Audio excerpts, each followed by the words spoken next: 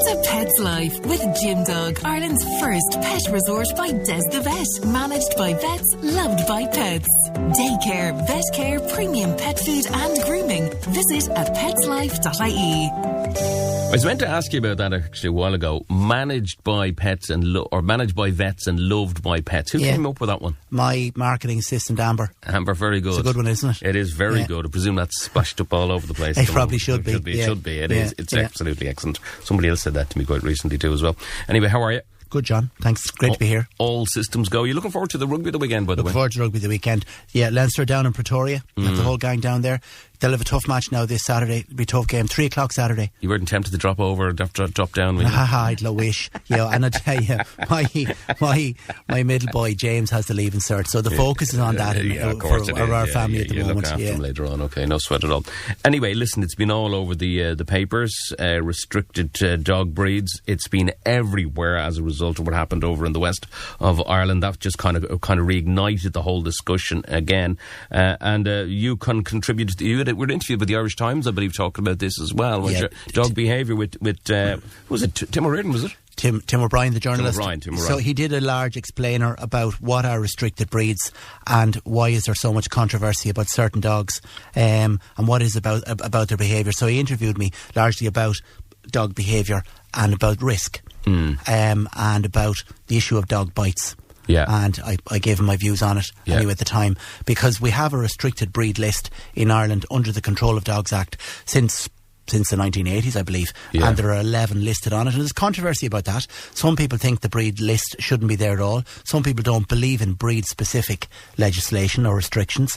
I do believe in breed-specific restrictions. So some people don't believe in it, some people do, and of course the list needs to be updated. It's a guideline, it's a starting point, it needs to be added to. So if you really have to spell things out for people with regards what type of a dog is dangerous and what type of a dog isn't, then you're going to have to add names to the list, such as the Belgian Malinois, the Cano Corso, the Prezzo Brasilio, which is another type of Mastiff, and the XL Bully. If we really have to spell it out, you could probably add a few extra breeds to it. But is that what's needed now, do you reckon? Yeah, it'll have to be updated. And I think, right, so the list at the moment is, if I go through the list and tell you what's on, most people know this anyway. Yeah. Okay, so there are 3 types of bull breeds: Pit Bull, English Bull Terrier, Staffordshire Bull Terrier.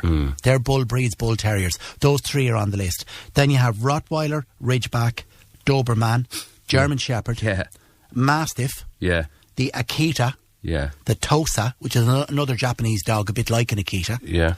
Right. And then it says at the end, crossbreeds and strains of these. Right. That's what makes up the 11. Crossbreeds and strains of these. Now, in my book, as a vet of 32 years, crossbreeds and strains of these means that XL Bullies are included. Various other types of Mastiff Cross are included.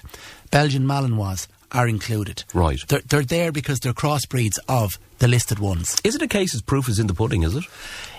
Proof is in the pudding in terms of, there's 2 ways of looking at that. Those who do statistics purely on dog bites point out that these breeds are not more likely to bite, that even A&Es and casualties report large numbers of bites from collies, Labradors, all kinds of relatively harmless, benign pet breeds of dogs do make up many of the statistics around dog bites. Right. But you have to understand risk, and you have to be pragmatic about it, and you have to act in the public interest. And what I mean by that is that Labradors and collies and Jack Russells and all the rest of it who bite people, who have to go to the A&E for a little stitch, those dogs are not going to kill people.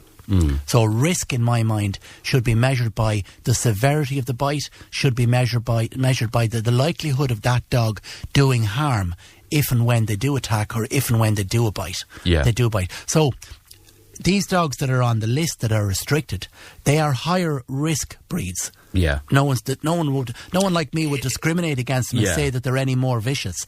But when they do bite, they do more harm. And I think that's the key to it, isn't it? When they do bite, they do more harm. It's not somebody kind of a Jack Russell biting your ankles and running away, or whatever the case may be. No. It's a different type of attack. It is. It is. So I would extend the restricted breed list And I wouldn't do away with it. I would extend it by being more specific in describing a phenotype, which is a dog type that's more likely to be dangerous. Yeah. And it'd be a very simple way you do this.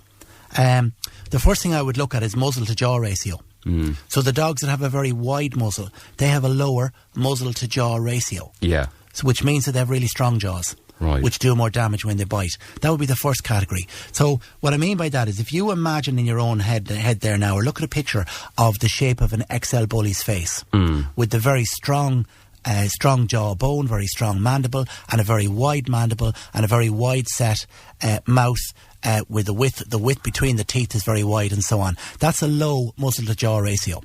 Now look at a German Shepherd. A German Shepherd is also on the list, but a German Shepherd has a longer muzzle to jaw ratio. Right. So the bite is actually less severe. Yeah. In most cases. Right. So the first factor I'd look at would be muzzle to jaw ratio. Big strong jaws, harder, they do more damage when they bite. The second thing would be body size, and the third thing would be body weight. Yeah. So I deal with this every day of the week, by the way, because we have a very busy doggy daycare service with between 30 and 50 dogs a day coming in for doggy daycare. And very, very common minor little mishap that we have to deal with in a doggy daycare setting would be the newer, less socialised ones, often the younger males who are less socialised, right? Yep. And less familiar with us and are newer to us. They are the ones that are more likely to bite each other. And it's more likely that the younger, stronger male dogs, that the play bites will turn into something serious. Yeah. So the level of supervision we have to put on young dogs that play together would be very, very constant. So these younger dogs, they are the ones that are more likely to probably bite each other, and if they get upset, probably more likely to bite a person. Now, imagine the younger dogs in that setting with the very strong jaw, the very heavy body weight, and the very large size. Okay. Then imagine a human being trying to deal with that situation and intervene to stop a bite. Right, okay. So that says it all, really. It does. When you look, you were touching on at the very beginning, and you were talking about just the interview that you did with Tim O'Brien in the Irish Times during the week, and, you know, he was talking about behaviour. Is that where it all begins, regardless of the breed, or is it irrelevant? Many animal behaviourists at the moment have begun to write about these XL bullies and say that as a breed, because they're very inbred, and because they're a mix of a number of different fighting dogs, they're not really intended to be pets. So the dog trainers and behaviourists, the really experienced people who know what they're talking about, they're saying that these dogs are baffling us a little because they don't behave even after training the way a pet breed of dog would. Yeah. In other words, they have an instinct that is not designed for becoming a pet. Okay, the UK actually took the stance on it, and they actually said, we're getting rid of them, we're banning it, that's it, end of story, we've made the decision. Yeah, they have. Others really haven't followed suit, maybe a couple over in the USA or whatever. Different states here and there, and different jurisdictions of councils in different cities have brought it in and that kind of stuff. I'm in favour of keeping the restricted breed list, and I'm in favour of adding a ban of sorts to crossbreeds of a particular size and shape, of which the XL bully would be one. Right. And you see, you have to define, though, John, very quickly, I must add, what do you mean by a ban? Because it's otherwise you'll upset people who own these dogs. They'll think it's a cull. And they think it's a cull. Yes, no. What I'd like to see happen is, right, a ban on the importation of them. Yeah. So that the numbers of them can be controlled. Right. Secondly, a ban on the importation of semen. Canine semen for insemination. Absolutely. That's what's leading to the crossbreeding and the designer breeding. Yeah. Right. Thirdly, I would neuter the ones that are here, male and female, straight away. Right. And that would ban the further breeding of them. Yeah, okay, but I know, I heard him, Taoiseach, saying that he actually said it in a soundbite. I heard him saying that he would like to see the ban of the XL bullies. Yeah, but the ban is not going to wait to the overall picture. There's a really good public health, it's a mixture of doctors and Department of Agriculture people. There's a committee looking at all this at the moment. Yes. And there's a really good, very experienced vets who work in public health. Looking at this. Yeah. Now, oftentimes, I have to say, vets in practice, they tend to advocate for the dog. In other words, if you talk to a lot of people in the dog lobby, they'll advocate for the dog. Yeah. And vets it's in our vocation to to speak up for the dog and defend the dog. Yeah. But in the interest of public health, sometimes people who defend dogs are not the ones who should be making these decisions. Absolutely, yeah. You need public health officials who are looking at statistics and are really able to measure risk, and let those people make the decisions. Okay, well, we'll come back to that in a second, but there's a few questions beginning to come in, so let's get to them as well. It seems to me that it's the same breeds that are coming up all the time regarding the restrictions, the Alsatians, the Dobermans, the German Shepherds, etc. Is it just a case that these need to be tightened up even more? Yes. So the restrictions we have, are that Control of Dogs Act, it is a good law, even though it's there 30 years. It does need to be updated. But we have a problem with enforcement. There isn't enough enforcement. Yeah. There aren't enough resources put behind that as a public health issue. The rules are clear. You have to muzzle them in public. They can't be owned by anybody under 16. They can't be taken out for a walk by anyone under 16. They have to be on a lead shorter than 2 metres when they're out. Right. You have to have a licence for them. Right. And so on. Now, also what needs to happen, I believe, there should be a restriction on the numbers of them that you're allowed keep. Because if you have 4 of them in a back garden, that will lead to frustrations, it will lead to stress, it will lead to behavioural problems. So the ownership of 4 of them and keeping 4 of them in a back garden, that is a recipe for disaster. Absolutely, 100%. Unfortunately, has happened. Yeah, and we've recently seen that as a result. But it seems to be a trend. It's not seems to be a trend. It is a trend, but it's also trendy. They're a beautiful dog, to be fair. Oh, they can be very impressive and beautiful looking. Yeah. But it's a little bit like looking at a beautiful animal in the in the wild. The back garden is not the place for them. Okay, if you have restricted dog list, then only qualified people should be able to own these dogs. If someone wants to own one of these breeds, they should be made complete and pass a type of course to show that they know how to look after and handle them. It should be compulsory that they complete a training course with their dogs, says Adele and Esther. It's a good point. Yeah, that comment is correct. I'd agree with that. Yeah. That should be part of the new regulations, and hopefully it will be. I'd say so. It's so there's some light-hearted questions coming in as well, so we'll get to those right now. Okay. Morning, guys. I go for long walks on the Curragh with my dog. Whatever I bring the dog, he eats the sheep poo. Yep. I try to stop him, but I'm not always quick enough.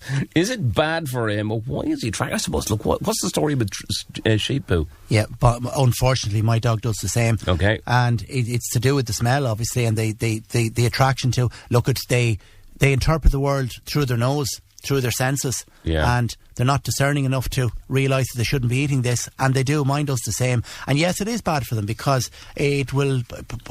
I've seen it, as I say, firsthand with my own dog. It gives her diarrhoea.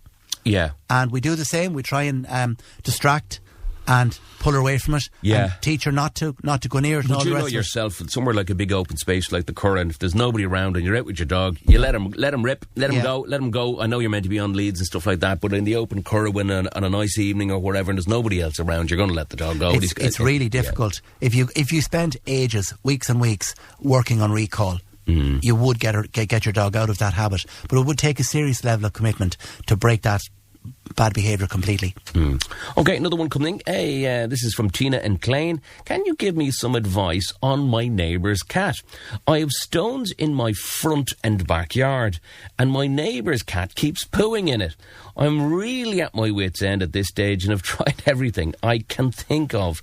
The next option is putting down a big trap or something. I'm really that annoyed over it. I spoke to my neighbour quite recently, and she said there was nothing she can do. It's a cat, I suppose. Well, I suppose cats are cats, but I mean, why are they attracted to the stones? So they bury their faeces because they're a solitary animal and they're territorial, and they have an instinct of covering up their whereabouts and covering up their identity. Right. So they bury their own faeces. So a sand pit or a gravel pit or nice stones in the yard, perfect place for the cat to use and partially bury their own faeces.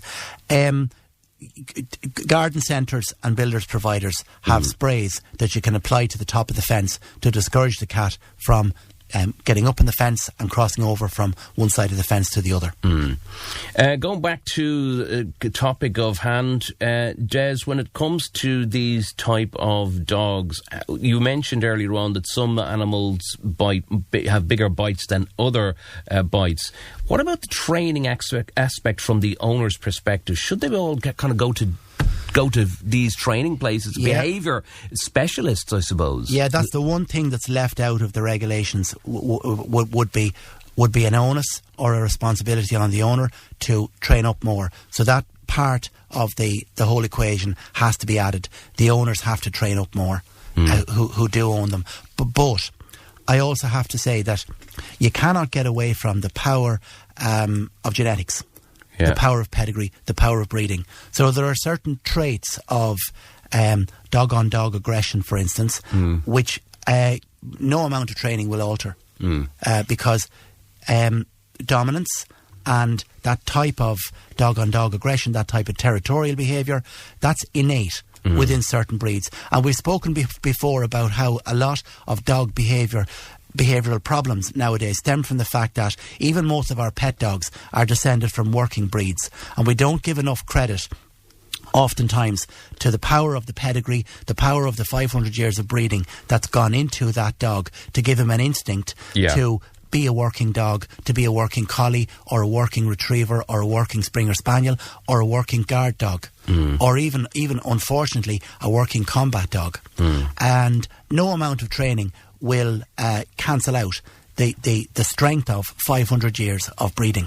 Yeah, and if you even think of some of the earlier breeds before we, the XL Bullies we know is the one that's topical at the moment. But if you go back to the 80s or 90s, that particular period, it was always the Alsatian, German Shepherd, and the Doberman. And the Doberman. The Doberman. And I know, remember Disney making a movie of nice Dobermans. Yes. And subsequently it took the sting out of the tail a little bit. But, I mean, that goes back to that early period when they were the trendy dogs at the time. So, John, when you and I were youngsters, then there was a guard dog was a thing. Lots of people had a guard dog in the garden, and the guard dog, as you say, was in a picture on the fence. Yep. The guard dog was invariably a German Shepherd or a Doberman. Yeah. So nowadays, these are a really popular family pet, German Shepherd and a Doberman. Absolutely, the German Shepherd is. And 99% of them are wonderful, beautiful dogs, and they can be trained to be great family pets.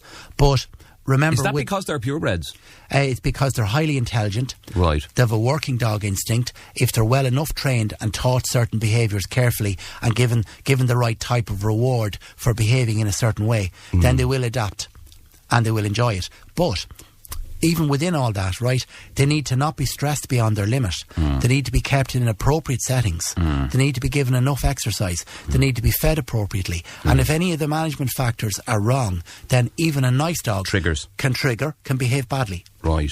And that's the reason why, I suppose, where people said, I'd love a German Shepherd, but... German Shepherds, because they're very highly strung. Yes. They need a lot of exercise. Oftentimes they have that high vigilance. Yeah. Now, people use the word anxiety to describe this type of, being on high alert that you often see with some of these working dogs. I think anxiety is a word, by the way, that's overused. And we'll talk about animal behaviour and separation anxiety maybe another day. But they have a vigilance gene. They're highly vigilant. And that's because they're guard dogs genetically. Yeah. So oftentimes the bad behaviours result from a normal instinct turning in the wrong direction.